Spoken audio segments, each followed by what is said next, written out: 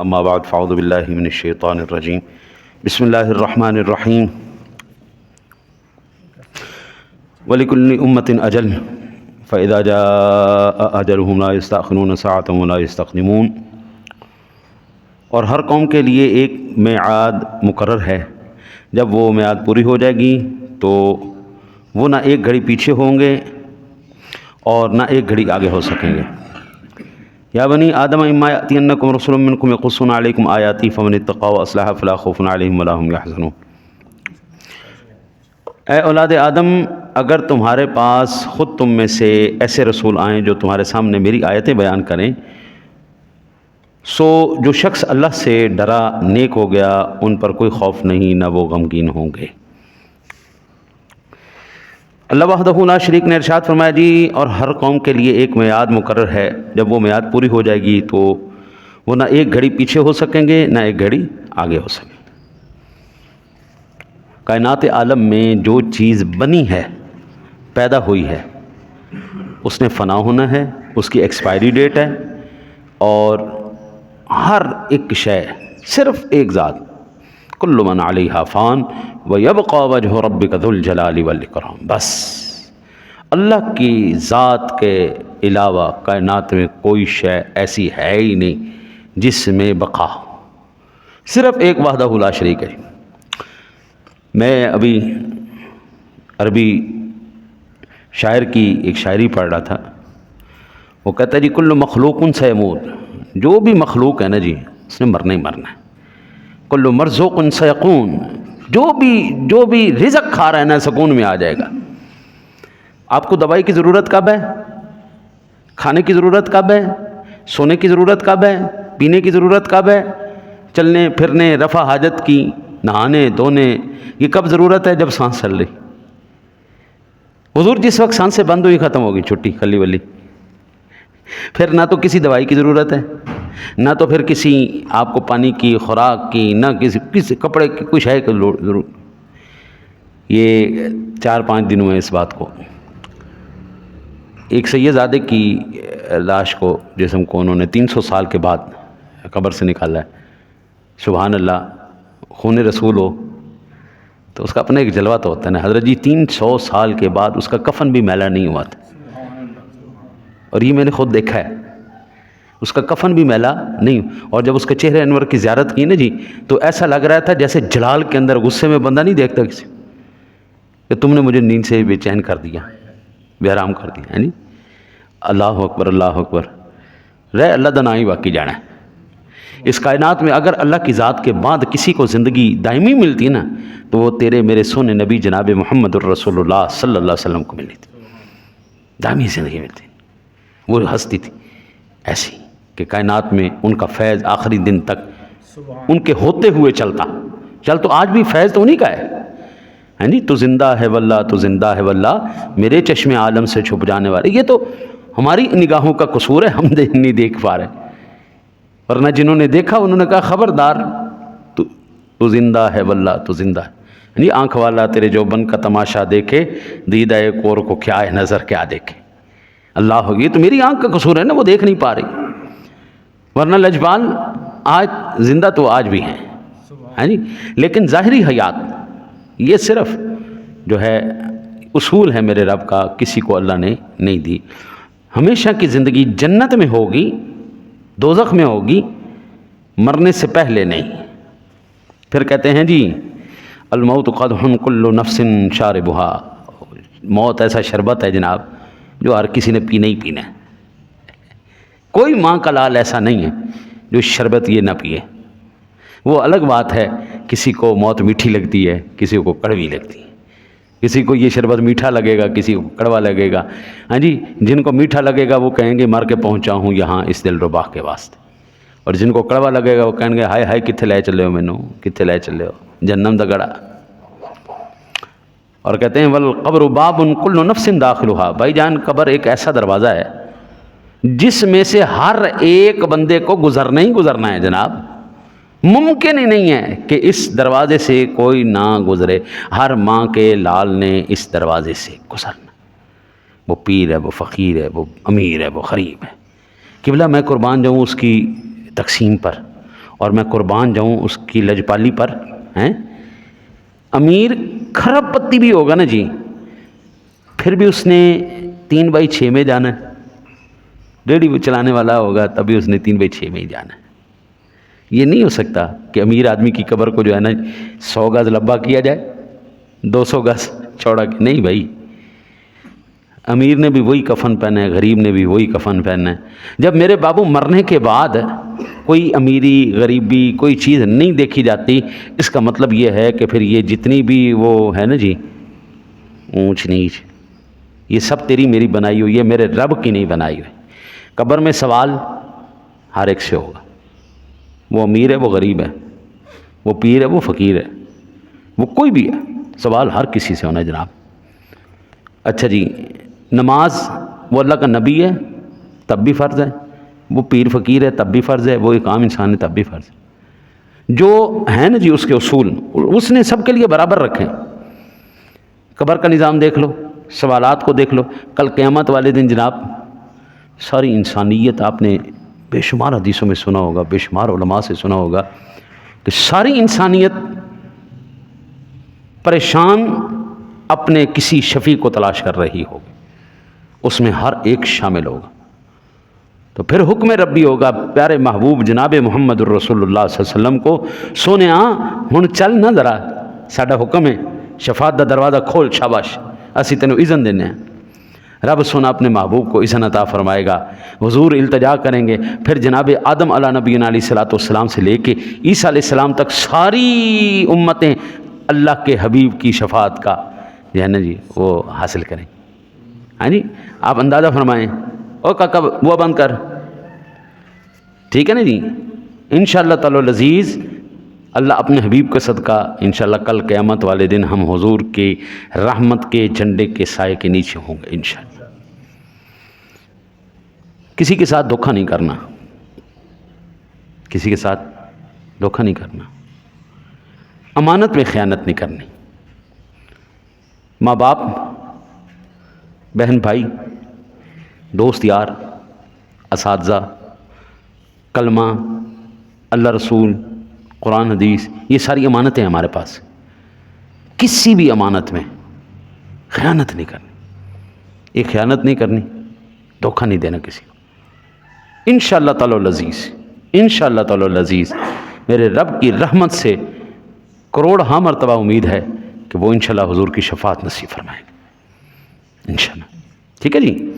پھر اللہ وحدہ لا شریک نے ارشاد فرمایا کل نفس ذائقۃ الموت، ہر نفس نے موت کا ذائقہ چکھنا ہے. وہ نا جی ایک نئی ریسرچ ہوئی، ساتھ ساتھ انسان کی جسم کے اندر کے انسان کی جو باڈی ہے اس کو جوان رکھنے کے لیے ہم کون سی ایسی جو ہے نا ترکیب استعمال کریں، تحقیق کریں جس سے انسان جوان ہو، بڑھاپا ختم ہو جائے. ہم تو یہاں پہ بیٹھے ہیں جی، ہیں جی، اور ہمیں کیا پتہ یہ تحقیق کہ کیا بلا ہوتی. سائنسدانوں نے، ان لوگوں نے زندگیاں کھپا دی. تحقیق کرتے کرتے کرتے وہ ہمارے ڈی این اے تک پہنچے. ڈی این اے کے اندر بھی انہوں نے جھانک لیا، اس کی بھی کوڈنگ کر لی کہ بھائی اگر ہم نے کسی کو طاقتور پیدا کرنا ہے نا تو یہ کوڈنگ کرنی پڑے گی، یہ ہل جول، یہ آگے پیچھے یہ فارمولہ لڑانا پڑے گا. اس کو جری، بہادر، نڈر، ہاں جی، اور لڑاکو زبردست قسم کا جو ہے نا انسان بنانے کے لیے یہ کوڈنگ کرنی پڑے گی. کرتے کرتے کرتے کرتے خیر جو انہوں نے سب سے اہم ترین نقطہ انہوں نے ڈھونڈا، وہ ڈھونڈا جناب ڈی این اے کے اندر ایک ایسی پروٹین ہے جو موت کا سبب بنتی ہے. وہ کہتے جی لو جی ہم نے تلاش کر لیا، یہ ہے وہ چیز جو بڑھاپے کا اور موت کا سبب بنتی ہے. کیونکہ جب یہ بننا ختم ہو جاتی ہے نا تو یہ سگنل آ جاتا ہے کہ جناب اب بندہ مرنے والا ہے، تو 24 گھنٹے کے اندر بندہ ختم ہو جاتا. ڈکا کے انہوں نے تحقیق کر لی. انہوں نے کہا لو جناب ہمارے ہاتھ. انہوں نے کچھ چوہوں کے اوپر ایکسپیریمنٹ کیا، وہ چوہے جوان ہو گئے جی، بڑے زبردست ہو گئے. انہوں نے کہا واہ واہ واہ واہ ہم کامیاب ہو گئے، کامیاب ہو گئے. اچانک وہ سارے چوہے ایک دن مر گئے. کوئی بیماری نہیں، کوئی بڑھاپا نہیں، کوئی کچھ نہیں، وہ سارے چوہے مر گئے. انہوں نے کہا یار یہ جی ماجرا ہے، بڑھاپے کا کوئی سمٹم نہیں، بیماری کا کوئی سمٹم نہیں، یہ وجہ کیا ہے، یہ مر کیوں گئے؟ اچھا جی، اس وقت میں نے کہا کل من علیہا فان بھائی، اذا جاء اجلہم لا یستأخرون ساعۃ ولا یستقدمون. تم چاہتے ہو زندگی لمبی ہو جائے، تم چاہتے ہو موت کو ٹال دیا جائے، یہ میرے رب کا فیصلہ جو ٹلنا نہیں، جو ہو کر رہنا. پھر انہوں نے تحقیق کی، وہ کہنے لگی جناب اب ہمیں پتہ چلا اوہو ڈی این اے کے بعد بھی ایک ایسی چیز ہے جس کو ڈارک ڈی این اے کہتے ہیں، جو پیچھے وہ ساری چیزوں کو کنٹرول کر رہا ہے. اس کو گاڈ پارٹیکل کا نام بھی انہوں نے دیا. میں نے کہا یار دیکھو قدرت ہے جناب، اب ٹھیک ہے اب تحقیق کریں جو مرضی کریں. ہاں جی، انہوں نے وہ کلوننگ کے ذریعے ڈولی شیپ بھی بنائی تھی بڑا، اور سب پہلے بڑی دیر بات ہے، پرانی بات. بندر بنائے، سور بنائے، چوہے بنائے، کیا کیا چیز پتہ نہیں کہ بلائیں بنا لی. اب یہ کہتے ہیں جی ہم نے انسان بھی بنا لیا کلوننگ کے ذریعے، ہم نے ڈی این اے بیچ میں سے نکال کے ہم دوبارہ ہر چیز نئی پیدا کر سکتے ہیں. میں کہتا ہوں میرے رب کے راز ایسے ہیں جو جہاں پہ ہے اس کو وہیں رہنا چاہیے. اگر ہم قدرت کے معاملات میں چھیڑ چھاڑ کریں گے نا تو ایسے بھیانک قسم کے اس کے نتائج سامنے آئیں گے کہ بلا جس کا ازالہ دوبارہ ممکن نہیں ہوگا. مثال کے طور پر اب یہ ڈائناسورز کے جو ہے نا جی، انہوں نے جو فوسلز میں سے ڈی این اے کو ریکور کیا ہے، بعض کے خون کے کچھ ذرات کو ریکور کیا، وہ کہتے ہیں اس سے ہم دوبارہ بنائیں گے. میرے رب کی منشا تھی کہ یہ دنیا سے ختم ہو جائے، انسانیت پروان چڑھے، تو اگر یہ دوبارہ بنائیں گے تو کیا وہ اس کے نتائج بھگتنے کے لیے یہ تیار ہیں؟ یہ سیلاب، یہ آندھیاں، یہ تمام جتنی بھی گڑبڑیشن ہے، یہ کس کی وجہ سے ہے؟ انسان کی مداخلت کی وجہ سے. قدرت نے ایک نظام رکھا ہے، جو نظام ویسے ہی چلنا ہے میرے بابو، اس نظام کے اندر کوئی ہیر پھیر نہیں. جب بھی انسان اس کے اندر ہیر پھیر کرنے کی کوشش کرے گا نا، ہمیشہ خطا کھائے گا، ہمیشہ خطا. یہ آپ کیا سمجھتے ہیں کہ ہم دنیا کی سب سے زیادہ ایڈوانس ترین قوم ہیں؟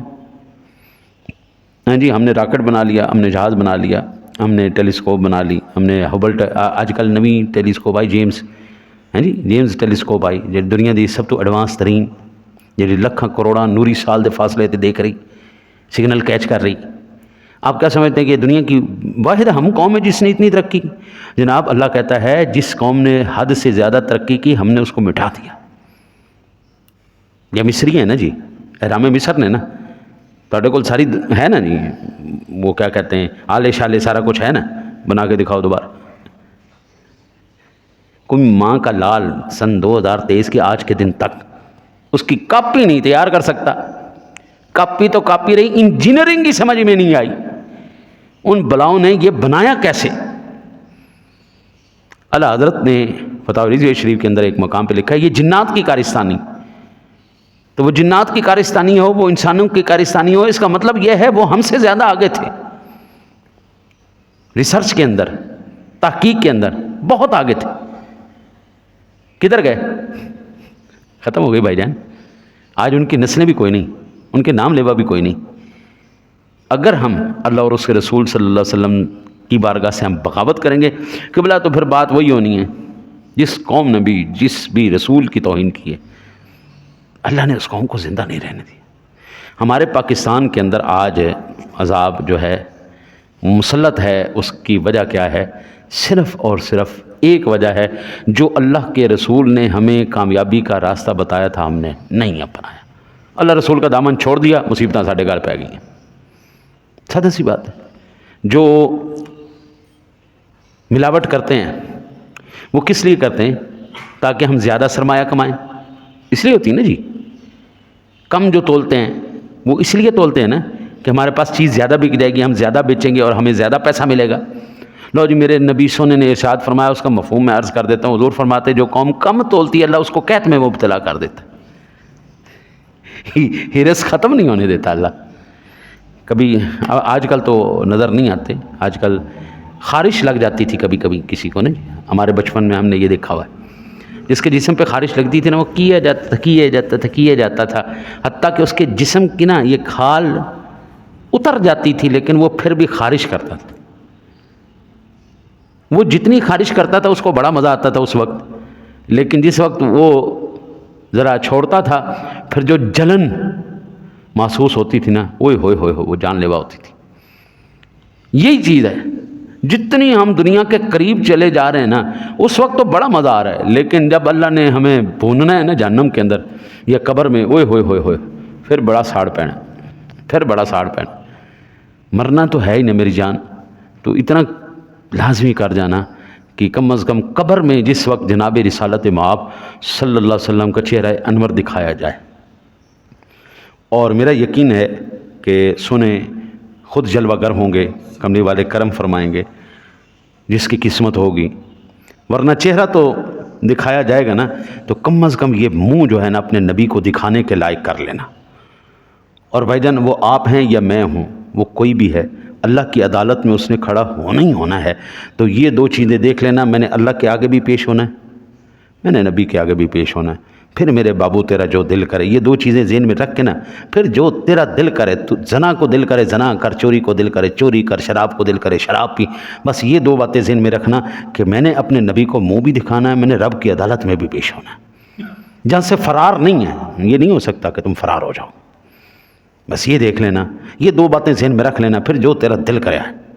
میں کہتا ہوں غیرت والا ہوا، ایمان والا ہوا، ذرا رتی بھی اس کے اندر جو ہے نا جی نور ایمان موجود ہوا نا، تو حضرت جی یہ دو واسطے اور یہ دو چہرے اس کو مار دیں گے، وہ کٹ تو جائے گا لیکن وہ ان چیزوں کی طرف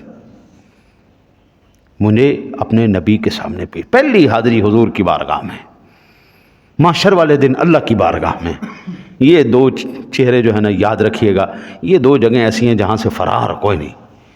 اب جو آپ کا دل کرے وہ کرو، ماں باپ کی گستاخی کرنی دب کے کرو، بہن بھائیاں نال زیادتیاں کرنی ہیں دب کے کرو، دنیا نال ظلم کرنا ہے دب کے کرو، جو تہاڈا دل کردا ہے کیتی آؤ۔ اگر لاج رکھنی ہے مصطفیٰ کے چہرے کی تو پھر بھائی وہی راستہ اختیار کرنا پڑے گا جو اللہ اور اس کے رسول نے بتایا۔ اللہ نے جو حکم دیا، محبوب نے جو طریقہ بتایا، بس اس کے مطابق آپ چلیں گے انشاءاللہ تعالی العزیز۔ حضرت جی میں اپنی ذات اپنے وجود سے زیادہ گارنٹی کے ساتھ یہ کہہ سکتا ہوں، تو اللہ رسول کے احکام کے مطابق چل، اتنا سا بھی تجھے اگر نقصان ہو جائے آ کے میرے گریبان پکڑ لینا، کیونکہ مجھے یہ یقین ہے اللہ اور اس کے رسول کا نظام ایسا ہے جو کبھی ناکام نہیں ہونے دیتا۔ تاریخ نے ہمیں بتایا، آدم علیہ السلام سے لے کے آج تک ہم نے یہی دیکھا ہے، جو اللہ اور اس کے رسول کے راستے پہ چلا ہے، ان کے احکامات پہ چلا ہے، اللہ نے ان کو عزتیں دی ہیں، اللہ نے ان کو کامیابیاں دی ہیں، اور جو بھی ان کا راستہ چھوڑ کے چلا ہے نا قبلہ، اللہ نے اس کو ذلیل ہی کیا، رسوا ہی ہوا ہے۔ یہ کون سی دولت ہے قبلہ؟ کھربا روپے کما کے بندہ جیل وچ بیٹھ جائے، ہاں جی، کروڑوں روپے، انے بڑے بڑے بنگلے، 100 کنال دے بنگلے، 200 کنال دے بنگلے، راتی نیندر ہی نہیں ہوندی۔ وہ یار وہ اتنے بڑے بنگلے، بیڈ اتنے بڑے بڑے، ہاں جی، کہ اوپر 10 بندے آرام سے بیٹھ، نیندر ہی نہیں ہوندی۔ وہ کی فائدہ بھائی؟ بیڈ بھی ہونے کے باوجود، پیسے بھی ہونے کے باوجود، سب کچھ ہونے کے باوجود نیند سکون سے آ ہی نہیں رہی، ٹینشن جا ہی نہیں رہی۔ پھر اس دولت سے یہ غربت اچھی نہیں کہ نیندر ہوندی ہے تو جدوں تک پٹ کے ہلائے، سانو جھنجھوڑ کے نہ اٹھائے، نیندر ہی نہیں کھلدی۔ روٹی انہوں نے بھی 2 کھانی ہے، روٹی ہم نے 2 کھانی ہے، پھر اتنا 2 نمبری کرنے کی ضرورت کیا ہے؟ اللہ سے دعا کرتے ہیں اللہ تعالیٰ آپ کو مجھے اپنے حبیب کے صدقہ ان دونوں مقامات پر کامیابیاں نصیب فرمائے۔